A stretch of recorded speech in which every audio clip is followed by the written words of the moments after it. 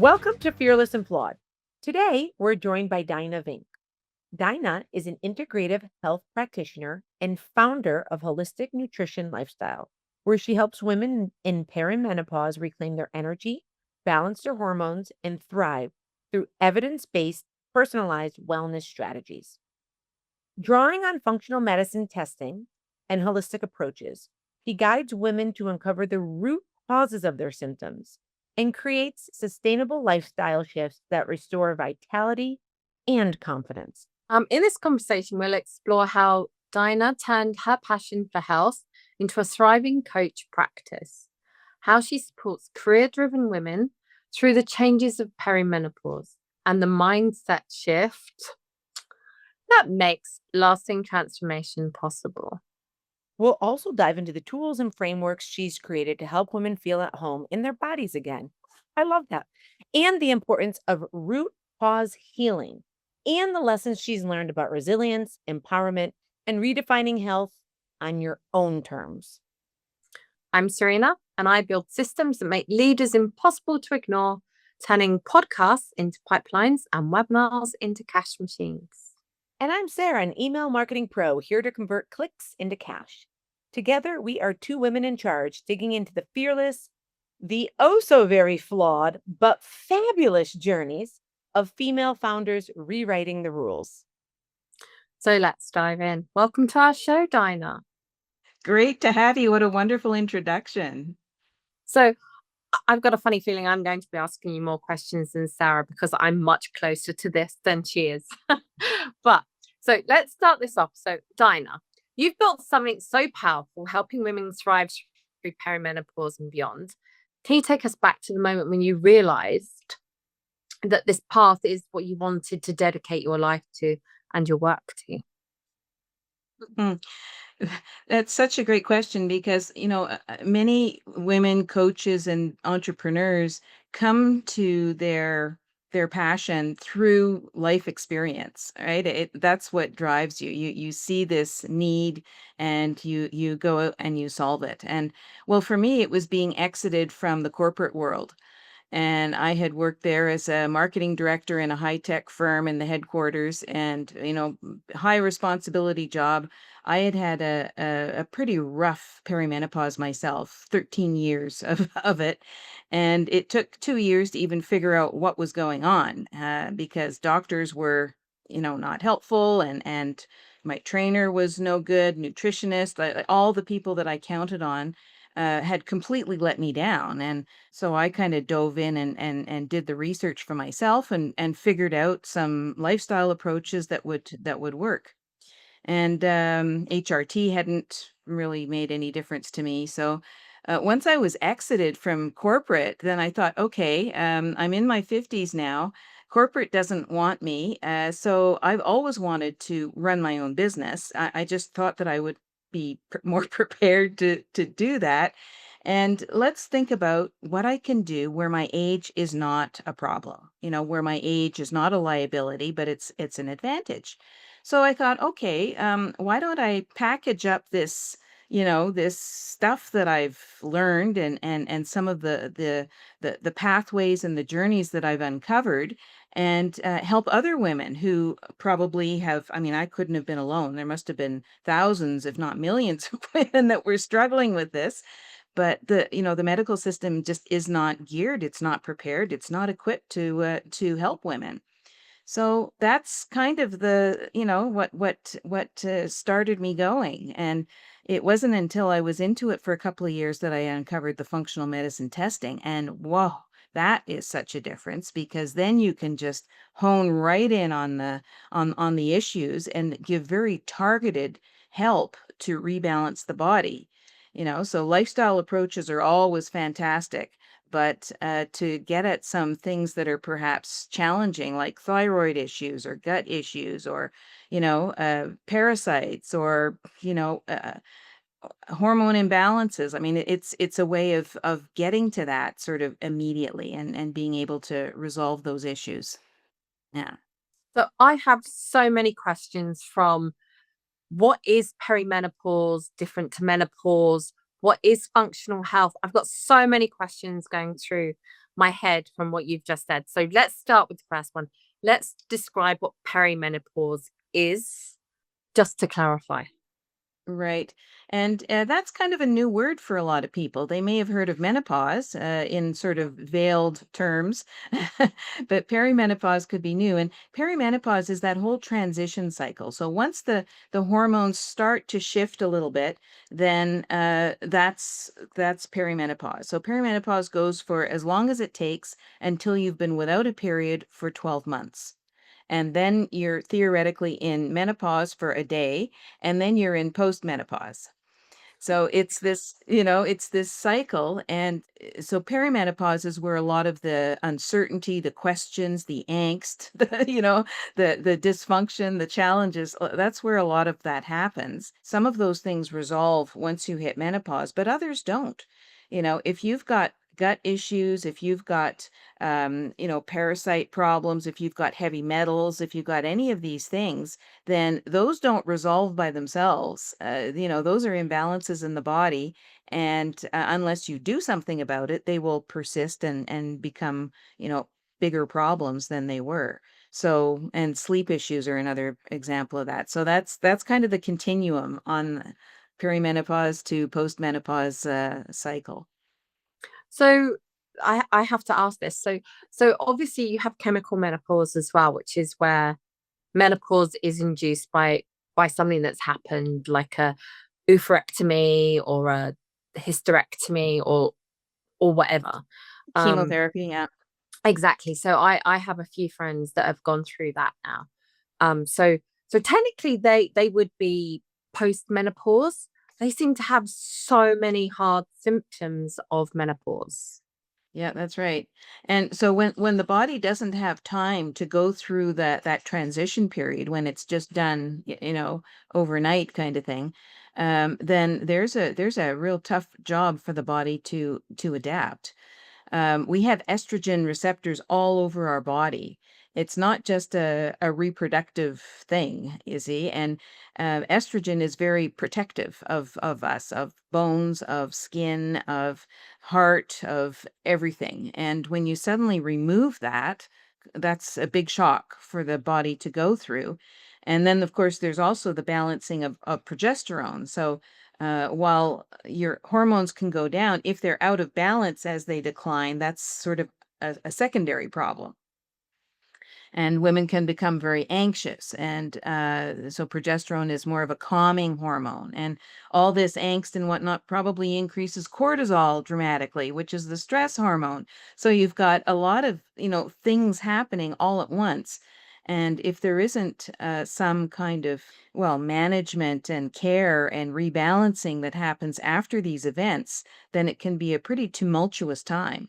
Some women do okay with hormone replacement therapy, but others can't take it or don't want to take it. So it's usually not a silver bullet in any case, but it can help. So I, I'm in the age bracket now where this is affecting me and my friends and my social circles. So I'm also at that age where if I phone my doctors, it's almost I can almost hear the tut. Oh, she's just a woman of that age. Almost bypassing the whole, what's wrong? Give us your symptoms. Oh, your leg's falling off. It must be the menopause. It's your hormones. So tell us really what are symptoms that women do suffer? What what symptoms possibly they should probably check out. And when does it become a problem? And or maybe it's just society that says that we should just get on with it. Or maybe that's my own personal opinion. Not my opinion. It's not my opinion. I take that back. It's not my opinion, but it's my perception of how we're told to treat this. So let's go a little bit deeper into what it actually means for women and how that actually affects them mentally, physically, etc. Yeah. Well, let's start with the first one. And how does it feel when you're gaslit by your doctor, right? That is not good. And that's I can say it's not their fault because it's not part of the med school curriculum. So if they're lucky, they've had a half-hour casual chat about the whole thing. But this affects all women, like 50% of the population, and there's just not much knowledge about it. So that's a problem, and things are very slowly coming about. But when you think of that, you go to your doctor for help, and that it's a trusted advisor, and they just dismiss everything. So that's a bad feeling. Women start to doubt themselves, and whether they are really feeling this or whether it's all in their head. But the fact is that this is not an illness.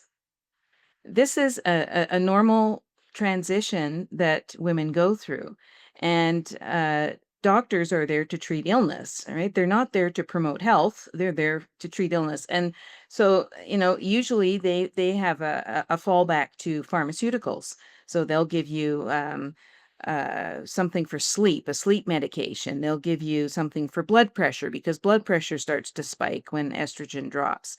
They'll give you an antidepressant when you're sad, or when are feeling kind of isolated or whatever. And all these problems are symptoms, but they are not.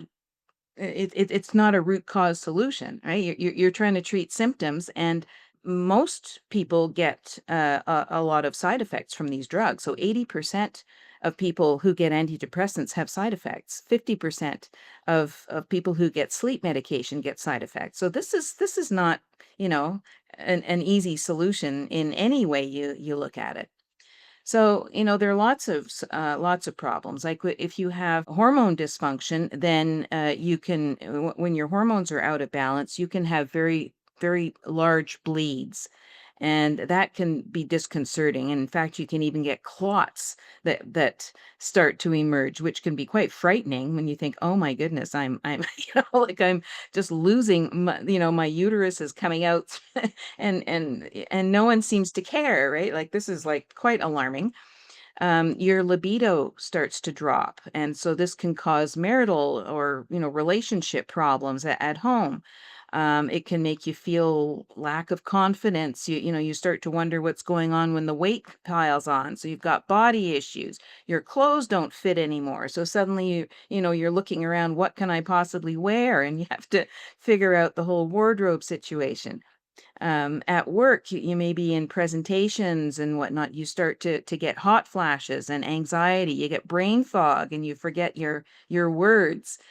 It's there's so many things going on. You've got joint pain, you've got energy issues, where sleep becomes a big problem. So fatigue is massive.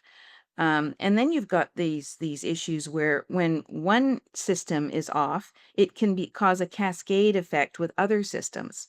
So once your hormones start to go out, then it could start to affect your thyroid.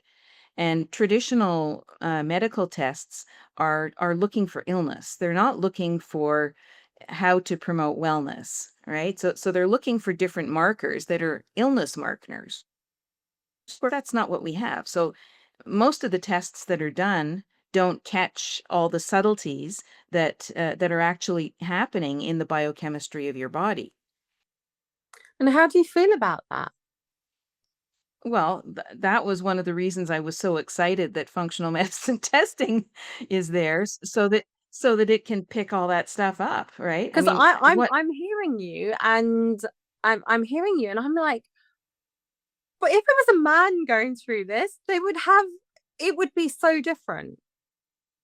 And I mean, this podcast is definitely not about man bashing at all, but I have seen so many women suffer horrifically, actually, from side effects of menopause.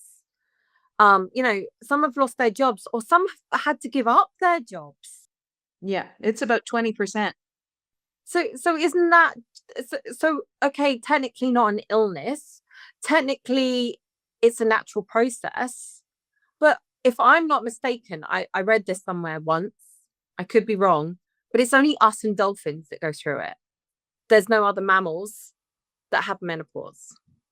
So how natural really is it for us to have that big hormonal shift in our lives? That's not maybe not one to be answered here, but it just seems ridiculous to me that with all women going through it, hopefully at some stage of their life, that there would be more help. So obviously you provide that help. So let's talk about what it is that you do and how that helps women go through these processes. Because this is a big deal. We're not getting the help from the medical profession, which is where we would knock on the door to start with. So what is out there for us?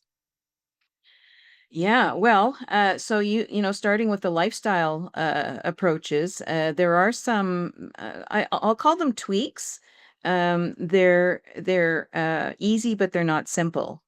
Maybe that's the way to put it. But certain things like making different food choices. So when you're busy running around working and you have family responsibilities, then of course it's become natural to look for shortcuts and to look for easy solutions to things like food. And food is the place where I usually start with my women. And so being able to avoid inflammatory foods, because inflammation is the cause of a lot of these challenges that people have, and it's also the source of a number of diseases. Okay, let's name and shame these foods, the top ones. Yeah. So it would be processed foods. Usually, dairy has a very inflammatory effect. Sugar is a bad one. Alcohol and caffeine are bad ones. Generally, flour is not so good, right? So Dinah, those you're making me suffer now. I got all the fun stuff. just think Mediterranean diet, right? And and then it's very tasty, it's very delicious, it's high in good fats. So so that's sort of the place where we land. And of course it's fine to have the occasional thing from the inflammatory food list, but for a lot of people, particularly in America, it's it's a staple, right? And it's like 90% of the food that they eat falls within that category. So yeah, so that's a big change. Another one would be the whole sleeping thing, and how do you get better sleep, and preferably without using some kind of sleep inducement, some I'm you leaning know in closer to hear this. How do we get better sleep? I'd love to know. Yes. Well, a couple of key tips would be not to eat or drink within 3 hours of going to bed. So that's a key thing.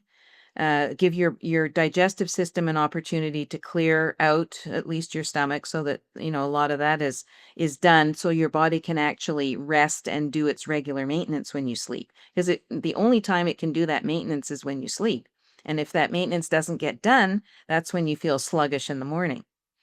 So that's a big part. Avoiding screens, because that blue light can be very intoxicating, very stimulating to the eyes and the brain.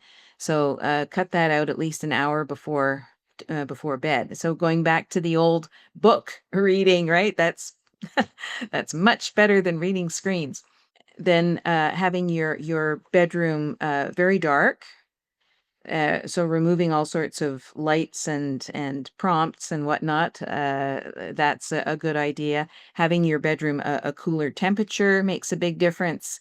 Having bedding and sleep clothes that are absorbent, because often they're hot flashes at night, and that can wake you up, and so you want to make it as unintrusive as possible when that happens. So yeah, so from a sleep hygiene standpoint, those are pretty key things to do. And then other lifestyle would be things like movement. Some women are triggered by exercise, but so there are a couple of kinds. So there would be walking is fantastic, Pilates, yoga is fantastic, but also very important would be weightlifting. So weightlifting is important to build muscle, and building muscle protects bones. So once you're losing your estrogen, then that makes you a candidate for osteoporosis. And so what we want to avoid is that. And so having weight training is a way of maintaining bones. So those are some key things. And then of course mindset is a big one. If you have some understanding of some of the changes that are going on and how you can actively take charge of the situation, having that mindset is just key, right? Totally key. If you can say, "Oh, I'm feeling this. I'm feeling anxious. I know what to do about being anxious. I'll just do some breathing exercises. And within 5 minutes, I can quell that anxiety. Within 2 minutes, I can quell that anxiety, because I know what to do when that happens. So that mindset piece of being in control and being positive. And when you're telling yourself positive things, you're not telling yourself negative things, right? So you can just process the one thing at a time, and that's a very powerful thing to be able to practice. So that's the lifestyle. Yeah. All this sounds great on paper. I want to eat Mediterranean diet. I'm going to grab my book. I'm going to lift weight. And everything you said makes logical, sound, ration. Like nothing in and of itself feels scary to me when I hear this. But in theory, someone hears this and they revamp their nutrition, they move more. What do you find is the challenge in people, or is there? Like, I imagine someone comes to you, they hear this, and then they go, well, wait, what is the Mediterranean diet? Like, like, okay, where do I get the bread that doesn't have that flour? Like, again, because I think sometimes with listeners, we get, our feedback, which is there's someone like you as the expert who comes in and you guide us. But is this a process? Hey, expect 3 to 6 months to really understand this. Is this like you come in, we give you the sheets, we track you every week, like, because it sounds great. How do we get there? If these are radical changes for some people, how do Yeah. you address Yeah. that? Well, you're absolutely right. The behavior change is the biggest, the biggest challenge. And I find that it helps a lot to have data. And that's where the functional medicine testing comes in, right? So let's talk about what actually functional medicine is first. Let's hit that nail on the head. Okay. So, functional medicine is a way of looking at the body in its whole, right? Whereas traditional medicine, it carves everything up. So you've got endocrinologists, you've got cancer experts, you've got internists, you've got somebody to take care of every part, but not who looks at the whole body. And this can be very important because, particularly issues like if you have gut health issues, that's going to affect your whole body. That's like your second brain, right? So you can't just talk to an internist about your gut health and expect to have the whole story. Like there's a whole lot more going on. And so functional medicine is a way of is the practice of looking at that whole body health, which I think is novel, right? I mean, it makes good sense. They've gone and developed a series of tests that are far more sensitive and expansive than what traditional medicine does. So that's where we can get the data. So there are a number of different tests. We talk about the big five as the sort of major one. You can cover 98% of your issues with those five tests. And those are tests that women can do at home. So they don't have to schedule, outside appointments or anything like that. They're shipped to the home. And then they're taken, so there are urine tests, there are blood spot tests, there's hair tests, stool tests, and saliva. So the saliva test is for testing cortisol. So you do that 4 times in a day to measure where your cortisol is. So those tests are a fantastic way to get the data on exactly what's going on in your body, and then you can develop a customized wellness plan, and then you're monitoring against those very specific issues. Right. So then you start to get the effect of that within, a couple of weeks. Sometimes it's a week, sometimes it's 3 weeks. You start to notice the difference. And so that's very rewarding, right? That's encouraging to people that they can see a result, they can see a change, and I talk to them every 2 weeks to monitor how this is going. And that goes on for about 4 months. So it does take a little bit of time. But the programs, kind of the rebalancing program, is one that I think they're pretty excited to follow because they can see the result. Okay, so how does that time with menopause? How does that bring your work in together to help come up with solutions for women? Well, for perimenopause, it's typically an area where there isn't much help. All right. And so that's an area that I specialize in. Other people specialize in children, or they specialize in just general health, or some specialize in weight loss. I mean, lots of different areas of specialization. Some specialize with for women with PCOS. Lots of areas of specialization. So for me, it's a matter of helping women in perimenopause who don't have a lot of recourse, and who often have a number of simultaneous things going on at the same time. And so, when I did it for myself, I found that even though I'd been doing all these lifestyle things, I had heavy metal, which is quite normal after decades, right? You just sort of absorb it from different places. It turned out I had some parasites, which is common for like between 30 and 40% of the population have it. So not a big surprise. I had a very small level of candida overgrowth, which can be very unpleasant. And then I had some hormone imbalance. So even though I had been doing all the lifestyle things, there were still these issues that were out of balance, and that's what most of my women find. And then you've got certain problems like gut health issues that masquerade as other things, or with parasites, for example, you can have teeth grinding in the night because parasites are most active at night, and when they're active, they're stimulating your muscles and your nervous system, and your reaction is to clench against that. So how many dentists are going to ask about your parasite situation, right? They're going to sell you uh, uh, uh, eh, A night guard. right, which is a solution to the symptom. It's not a gut, like a root cause solution at all. So there are a lot of these surprise symptoms that crop up that you'd never, you don't connect them. And because you have this hormone change, all these other things are also likely to sort of, be impacted. In keel, they may not have been really bothersome for you, but then once there's a change, then all these other things are suddenly out of whack too. And so that's kind of why I focused on perimenopause, is because lifestyle alone is great, but it's not the whole thing. And it's like HRT might help with the hormone piece, but there are all these other things that are still left in question.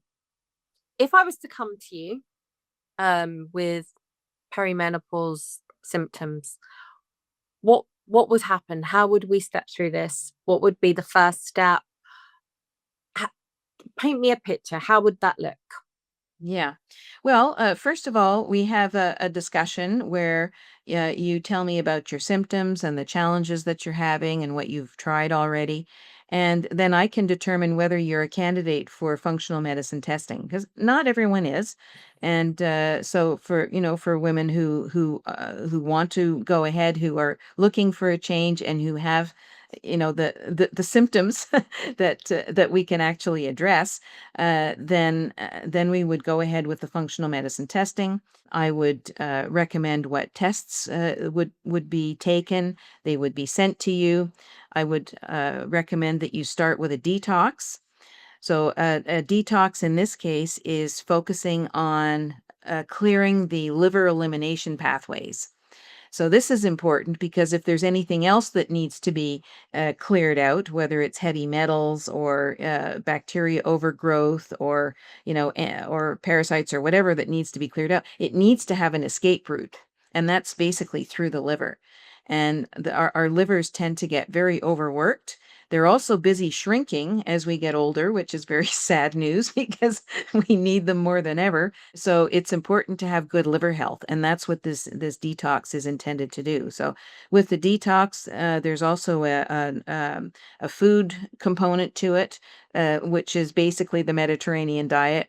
And so then you can do the detox in preparation for the test results to come in. And once the test results are in, then we can start with a personalized wellness plan, which is based on all the biochemical markers that you've that you've shown in the tests. And then we modify, we go along, we can make some modifications along the way. Sometimes the treatment goes a little quickly, and there may be some side effects, so we can back off a bit. Other times it's fine, we can go faster. So we can make those determinations along the way. And then, if there's a desire, we can test again after the 3 or 4 months to determine whether everything is back in line as it should be. And then you've got an answer to that, and you've got kind of a life program on how you would manage your lifestyle after that.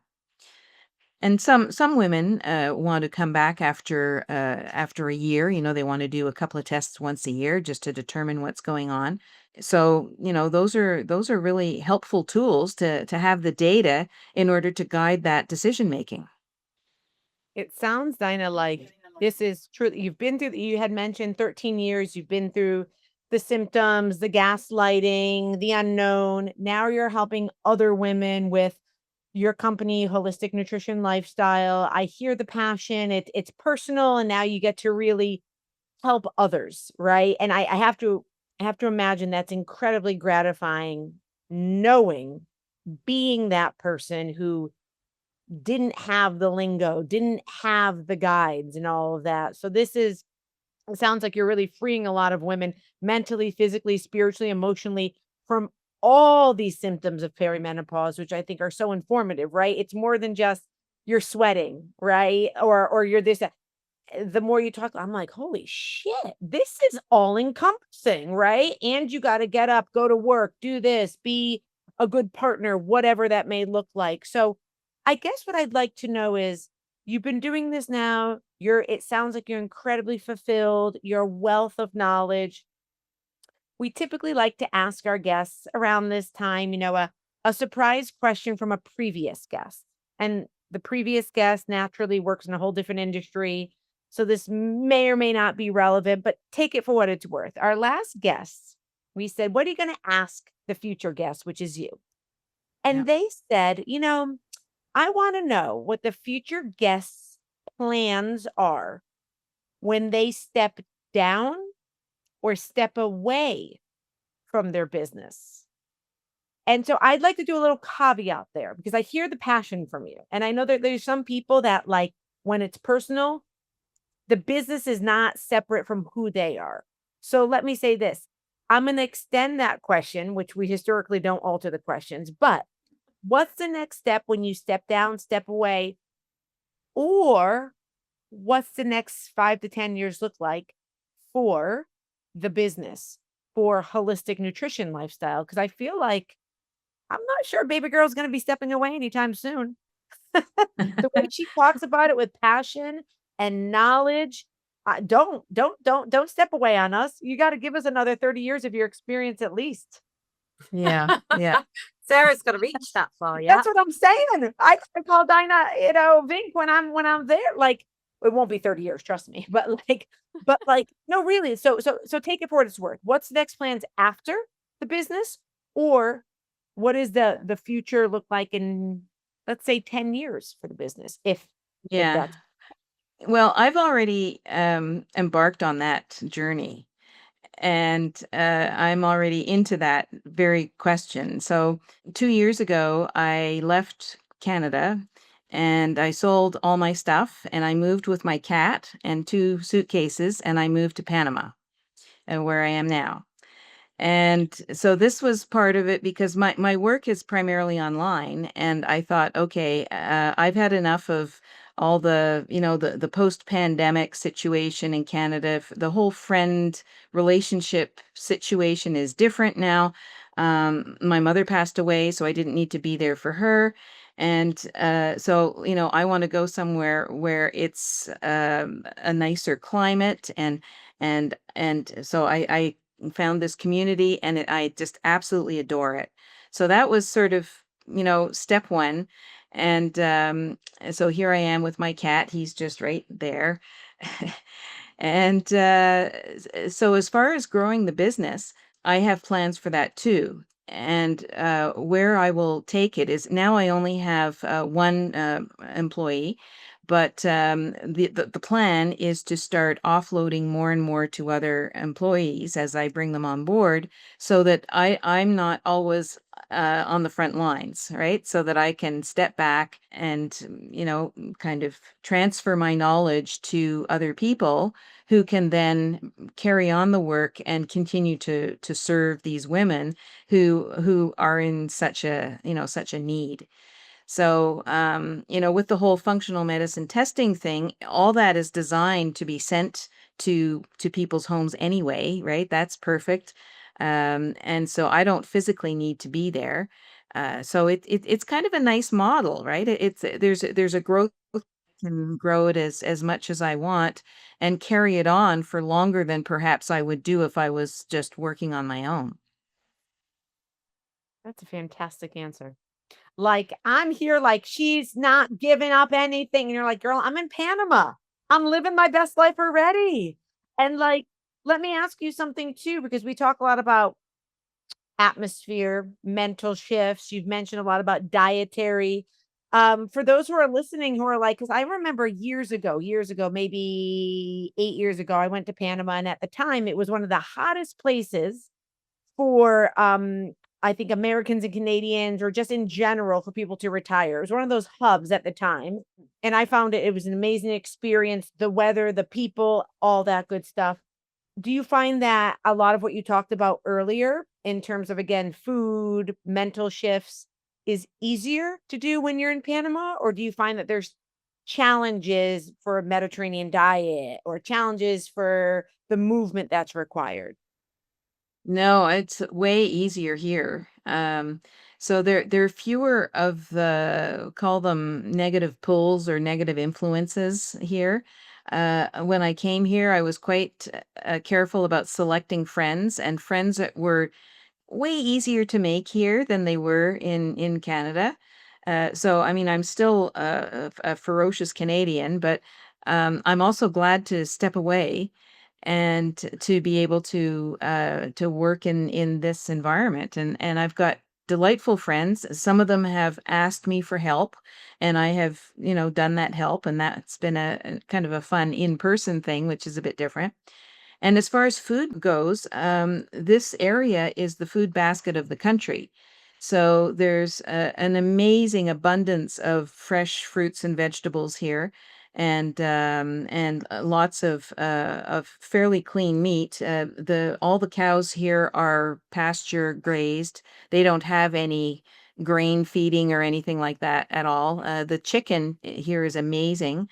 We're just 20 miles away from the ocean, so there's lots of fish as well. So from a food standpoint, it's a lot easier to eat clean here than certainly anywhere else I've ever lived. Have you found that also in Spain, Sarah? Oh, yeah. Yeah.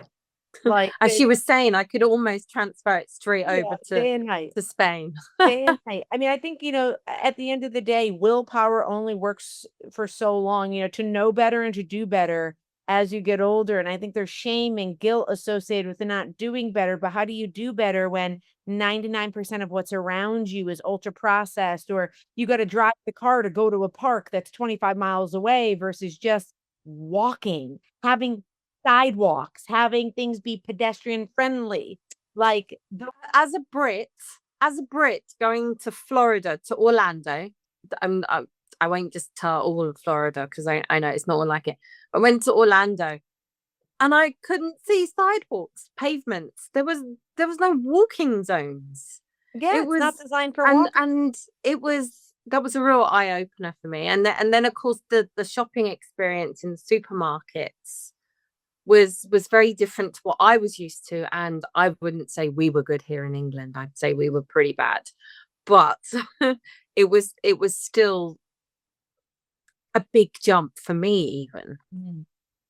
Yeah. I mean, I think, this whole talk about atmosphere and I mean, the mental shifts really do. And this is what I'm hearing from you, Dinah. It's like, it's the people you choose to be around you, right? Mentally, emotionally, all that. But then, like, what's available. It's another job if you have to. It sounds like what you're saying is, if you have to actively always go out of your way to do things, there's so many more challenges and obstacles and more chance of failure, right? More friction. So it sounds like you kind of figured it out. You moved to Panama, you're with your cat, you sound happy, the business, you have a great plan. So now let's have you hit our next guest with a question. What would you like to, and you remember, you have no idea what age they are, what industry they work in, but assume that they are a woman. So that is a fair assumption.